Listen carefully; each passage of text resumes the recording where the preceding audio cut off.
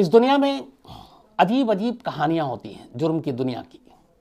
आज की जो कहानी है, दो ऐसी कहानी है जो झकझोर कर रख देगी, और बहुत सारी ऐसी चीज़ें हैं इसमें जो हमें सोचने पे भी मजबूर करती है कि इंसान किसी चीज़ को पाने के लिए क्या क्या हथकंडे अपनाता है, क्या क्या झूठ बोलता है। दो अलग अलग तरह की कहानियां हैं, लेकिन दोनों ही कहानियों का जो निचोड़ है वो एक है, और इसकी ज़मीन है धोखा। एक तो वक्त ऐसा बदला हुआ है कि आजकल कुछ भी मुमकिन है, ये आप हम सब जानते हैं, सोशल मीडिया का दौर है। अब दो लड़कियों को आपस में प्यार हो जाए तो भी कोई हैरानगी की बात नहीं है, दो लड़कों को आपस में प्यार हो जाए तो भी बड़ा लगता है कि अरे ये तो होता रहता, कौन सा पहली बार सुन रहा हूँ। दो कहानी जो है उसका पहला पार्ट आपको पहले सुनाता हूँ। फेसबुक, सोशल मीडिया पे अलग अलग सारी प्लेटफॉर्म हैं, उसके ज़रिए दुनिया सिमट कर रह गई है। एक दूसरे के करीब, एक दूसरे को समझना, बातचीत करना आसान हो गया। बहुत सारे लोग जो तन्हा हैं उनके लिए एक नई दुनिया एक तरह से हो गई है सोशल मीडिया, क्योंकि उनके साथ कोई बातें करने वाला होता है, कोई अपनी राय शेयर करने वाला होता है।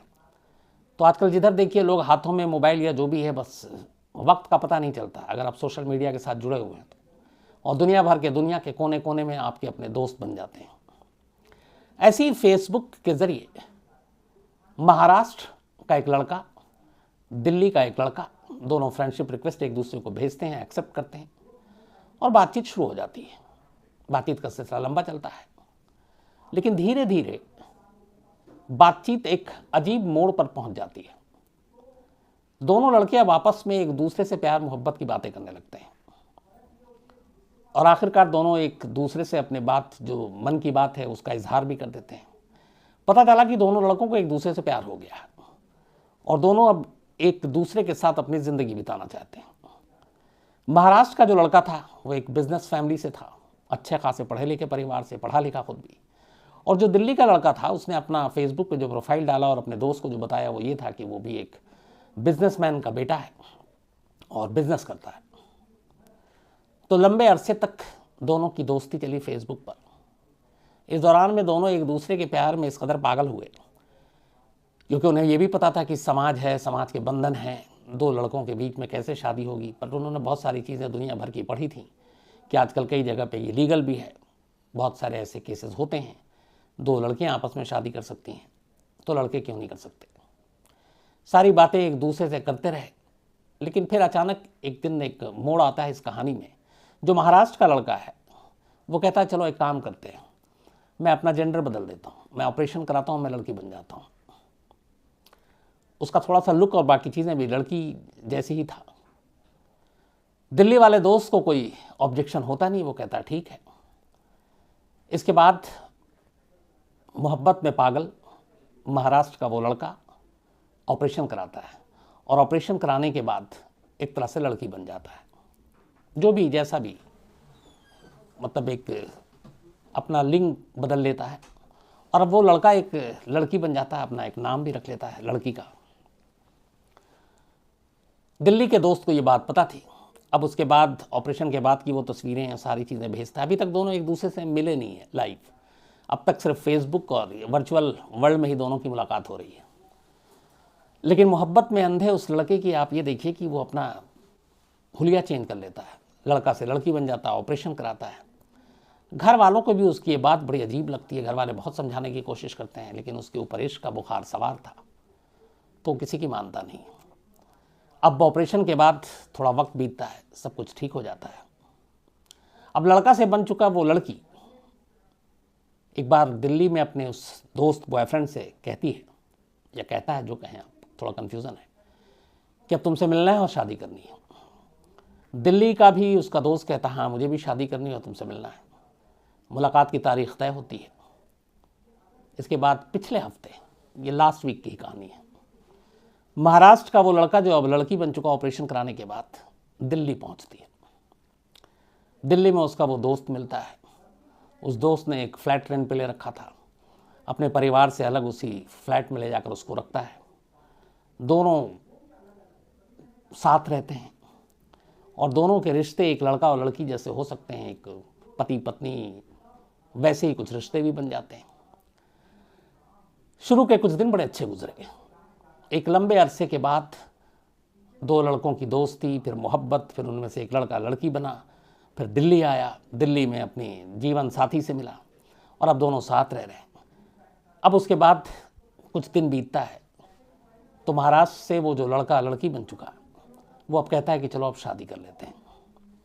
ये भी कहता है ठीक है, बस एक मोहलत देखते हैं और शादी कर लेते हैं।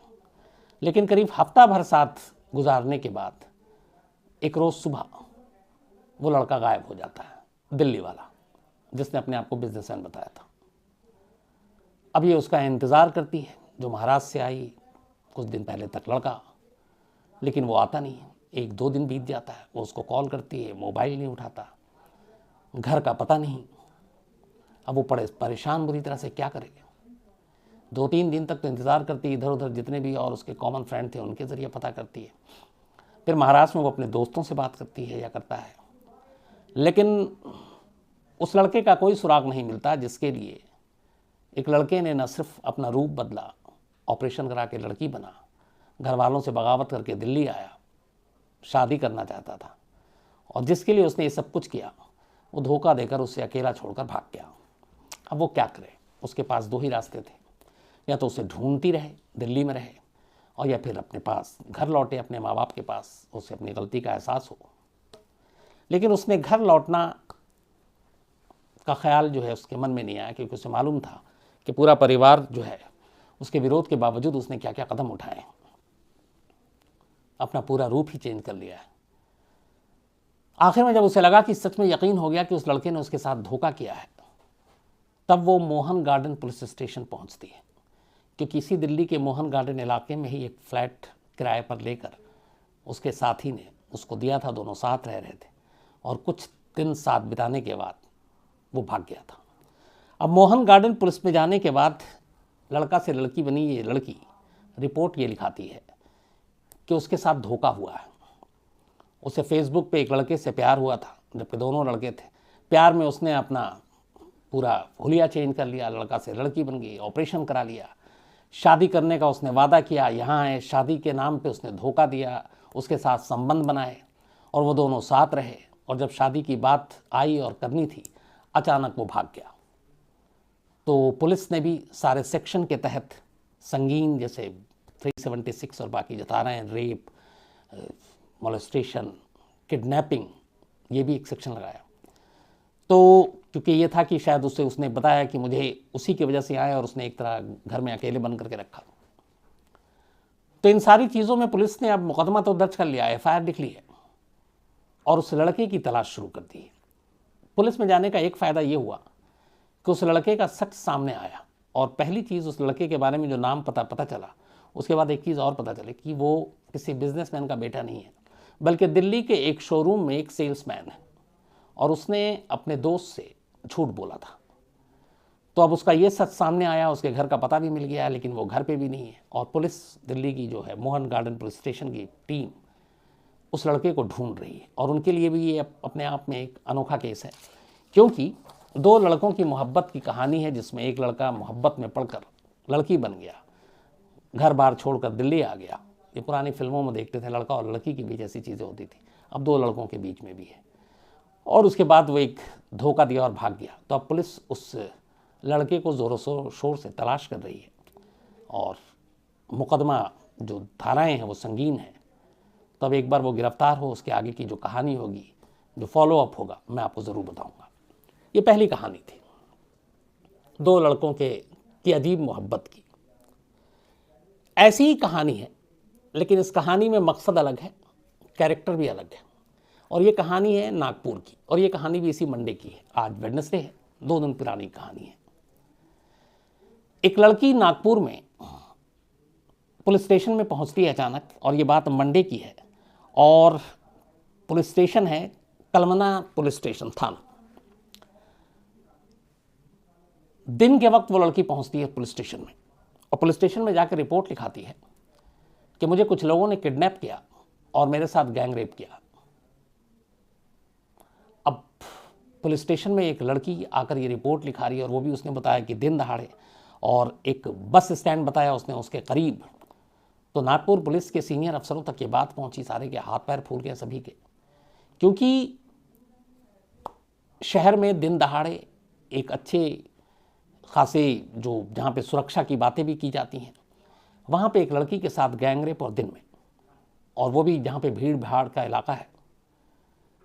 तो उन्हें लगा कि ये मामला बड़ा संगीन है। फ़ौरन आला पुलिस अफसरों ने दखल दिया और इसके बाद एक टीम बनाई गई, मुकदमा दर्ज किया गया और कहा गया कि जो रेपिस्ट हैं उनको पकड़ा जाए। जिस लड़की ने ये सारा लोकेशन बताया था उसके आसपास के सबसे पहले सीसीटीवी फुटेज को खंगालना शुरू किया गया। अच्छा, इस दौरान एफआईआर लिखने के बाद पुलिस ने पहला काम ये किया कि लड़की का मेडिकल कराया। रिपोर्ट का इंतजार हो रहा है। तब तक पुलिस की टीम चारों तरफ लगा दी गई। कहते हैं कि करीब 500 पुलिस वालों की टीम लगा दी गई थी हर इलाके में, कि जो भी जानकारी मिले देखो, कुछ ऐसे लड़के मिले देखो जो संदिग्ध हों, जिनका पास रिकॉर्ड हो। 100 सीसीटीवी फुटेज कैमरे, 1000 के 500 से ज़्यादा पुलिस वाले। अब इन लोगों ने छानबीन शुरू की और उस पूरे एरिया की कि जहाँ जहाँ पे कुछ मिलने की उम्मीद है। सीसीटीवी फुटेज से कोई फ़ायदा नहीं हुआ। पुलिस की टीम भी लगी रही, पुराने लोगों को भी पकड़ने की कोशिश करती रही, उनसे भी कोई फ़ायदा नहीं हुआ। इसी दौरान में एक दिन बीत गया और उधर मेडिकल रिपोर्ट आ गई। मेडिकल रिपोर्ट में एक अजीब चीज़ आई। वो ये आई कि इस लड़की के साथ कोई रेप नहीं हुआ है। और अब जब ये रिपोर्ट आई तो पुलिस को लगा कि ये कैसे हो सकता है, तो डॉक्टर की रिपोर्ट गलत है। क्योंकि एक लड़की आकर कह रही है कि मेरे साथ रिपोर्ट हुआ, या तो फिर कई बार ऐसा होता है दुश्मनी में कई लोग करते हैं तो नाम लेते हैं। ये लड़की तो किसी का नाम भी नहीं ले रही, कह रही मैंने किसी को जानती नहीं हूँ, वो सब अनजान लोग थे, मुझे उन्होंने पकड़ा, उठाया और मुझे एक गाड़ी में बिठा कर ले गए और फिर मेरे साथ बारी बारी से सबने ज़बरदस्ती की और फिर वो भाग गए। मैं सीधे पुलिस स्टेशन आई। तो पुलिस को लगा मोटिव क्या हो सकता है, जबकि लड़की न किसी से दुश्मनी है न कुछ है, वो बता भी नहीं रही है। तो पुलिस को पहला कि ये मेडिकल रिपोर्ट में कुछ आया नहीं, तो अब क्या किया जाए। अब पुलिस की टीम ने दूसरे नज़रिए से इस केस को देखना शुरू किया। उन्होंने कहा कि एक काम करो, जहाँ पे इस लड़की ने बताया है उस जगह की सीसीटीवी फुटेज को फिर से खंगालो और इस लड़की की पूरी कहानी को सुनने के बाद उस सीसीटीवी फुटेज से सारी चीज़ों को, सारी कड़ियों को जोड़ो। अब लड़की ने बताया कि वो अपने घर से आई थी, उसका घर दूर था और वहाँ से बस स्टैंड पहुँची। बस स्टैंड से उसको किसी दोस्त के पास जाना था, लेकिन उसके दौरान में किस लड़कों ने उसे उठाया और उसके साथ ज़बरदस्ती की। अब जब सारे सीसीटीवी फुटेज खंगाले गए तो लड़की की कुछ बातें एकदम सही निकली। लड़की बस स्टैंड तक आई जहाँ पे उसने बताया था और जहाँ से बताया कि उसके बाद उसके साथ उठाकर गैंगरेप हुआ।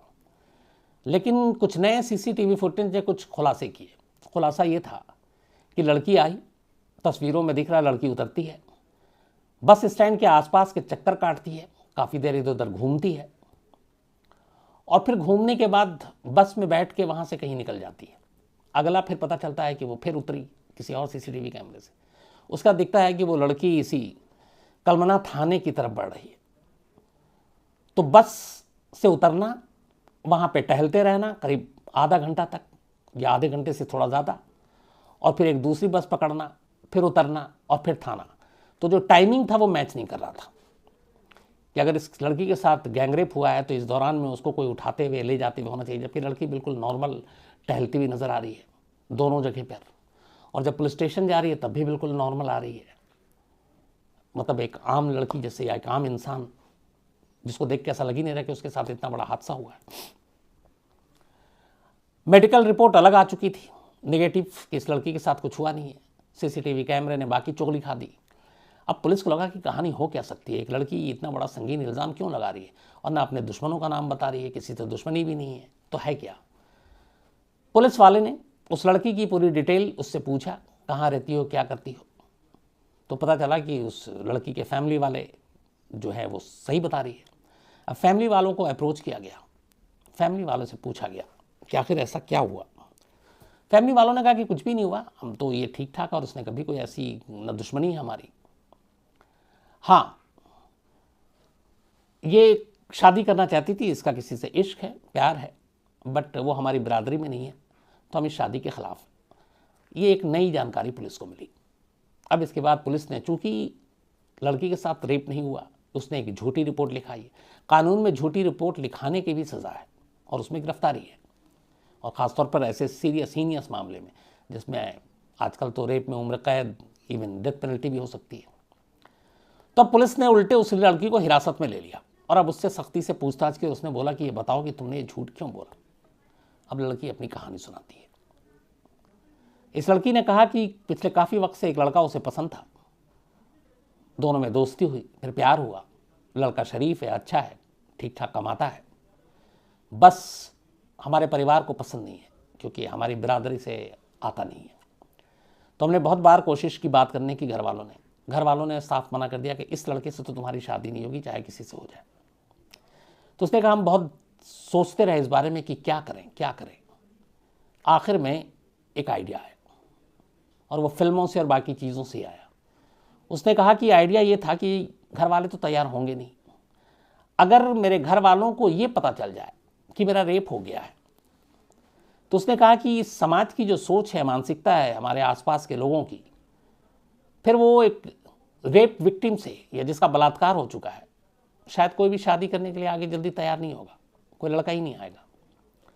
ऐसी सूरत में मेरा बॉयफ्रेंड जब सामने आएगा और कहेगा इसके बावजूद मैं शादी करना चाहता हूं, तो मेरे घर वाले फौरन हाँ कर देंगे। बोली बस यही आइडिया था और यही कहानी को लेके मैं आगे बढ़ी और मैंने कहा कि मैं पुलिस स्टेशन जाती हूँ और एक रेप की रिपोर्ट लिखाती हूँ कि मेरा रेप हो चुका है। और उस रेप की रिपोर्ट के बाद जब ये बात मेरे घर वालों को पता चलेगी और उन्हें पता चलेगा कि मेरा सच में रेप हो चुका है, तो उन्हें पहली चीज़ यही खाएगी कि अब मेरी बेटी से शादी कौन करेगा। ऐसे वक्त में मेरा बॉयफ्रेंड एक फरिश्ता बन के सामने आएगा और कहेगा मैं अब भी प्यार करता हूँ और अब भी इससे शादी करूँगा, और वो इस तरह से हम दोनों की शादी हो जाएगी। अब इस लड़की का क्या होगा, कौन कौन से सेक्शन लगेंगे, अभी पता चलेगा, क्योंकि यहाँ के जो पुलिस कमिश्नर उन्होंने कहा है कि ये एक सीरियस मैटर है, क्योंकि इसमें एक तरफ पुलिस वालों की जान अटक गई थी। एक गैंग रेप की खबर सुनकर उन्होंने अपनी इतने जो पूरी पावर है वो लगाया, सारे सीसीटीवी कैमरे खंगाले, इतनी मेहनत की और पता चला कि ये लड़की झूठ बोल रही है। तो वो अमितेश कुमार है वहाँ के जो पुलिस कमिश्नर, उन्होंने कहा उसी हिसाब से हम इस लड़की के खिलाफ कार्रवाई करेंगे। तो दो खबरें थी आज आपके सामने, दो कहानियां बल्कि कहेंगे। एक, दो लड़के आपस में प्यार करने लगे और एक लड़का लड़की बन गया शादी करने के लिए, दूसरा धोखा देके भाग गया। यहाँ एक लड़का और लड़की प्यार करते हैं, बट उन दोनों की शादी घर वाले नहीं करना चाहते थे, और शादी करने के लिए लड़की ने खुद के ही रेप, खुद के ही बलात्कार की एक कहानी बना दी, ताकि मजबूरन हमदर्दी में कि मेरी बेटी से अब और कोई शादी नहीं करेगा, उसी के प्रेमी, उसी के बॉयफ्रेंड से उसके घर वाले फिर शादी करा देंगे। तो ये दो अलग अलग सोच, दो अलग अलग साजिशें, और ये दोनों ही कहानियां कहीं ना कहीं रिश्तों से जुड़ी हुई थी। तो मुझे लगा कि आज आपको ये दोनों चीज़ें इसलिए बतानी चाहिए कि इस दौर में सब कुछ मुमकिन है, और हम जो भी सोच सकते हैं कि ऐसा कैसे हो सकता है, वो सब कुछ हो रहा है और हो सकता है। तो इसीलिए आजकल चौंकने की या ये कि हैरान होने की बड़ी कम गुंजाइश बच गई है। आज के इस दौर में हर चीज़ मुमकिन है, और इसीलिए हमारे इर्द गिर्द से ऐसी ऐसी कहानियाँ उठकर हमारे सामने आती हैं। तो आज कहानी में इतना ही। अब आप